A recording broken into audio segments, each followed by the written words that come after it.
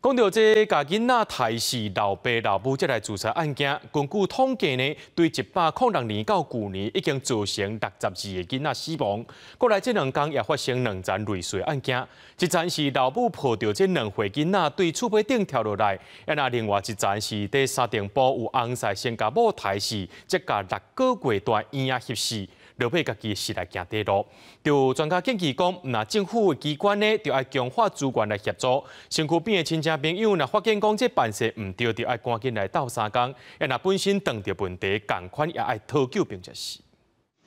群里人脚步震动，强忍悲伤，血含咸丰上嫌。第一天一来失去孙仔查某囝，佫想袂到凶手可能是家己的囝婿。女儿跟她老公平常会吵架嘛？因为不会，就是都不会，让我们都没预警的，经济压力也不会。2个家庭，爸爸妈妈2个家庭都不错啊。这事件发生在新北市沙丁堡，警方初步调查，共大先生查到，疑似先妻太太离开徛家了后，伫车内翕死6个月大囡仔，最后家己也轻生。会惊查到疑似甲经济压力、是囡仔问题有关系，不过详细动机要去调查。在台北市北投区马槽桥下，发现刘女的丈夫廖男以及其小孩已经沉尸在车内。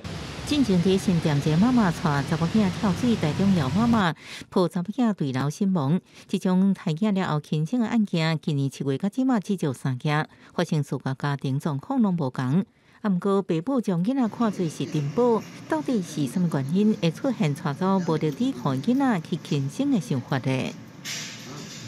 会觉得他周遭的世界啊环境对他都非常的不利，所以他不想要把这个小孩子呢也陷入这样的这个不利的状况想要拯救自己、拯救小孩的这样的一个思考的基本的架构。第二个当然就是本身事实上他是带有仇恨的，他想要泄恨。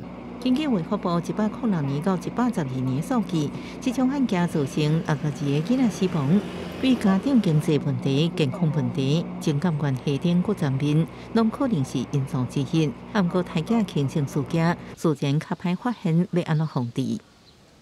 他自己应该知道自己不一样了，可是我觉得，有些人还是排拒去寻求帮忙。情绪问题如果改善，自己对很多东西就不会那么容易负面。失业这样的一个状况，不会让我们觉得似乎有立即性的一个危险。我们认为在这些指标上面政府应该在所谓社会安全网的一个领域当中做一个广泛的宣导。我们必须要有一些资源去介入。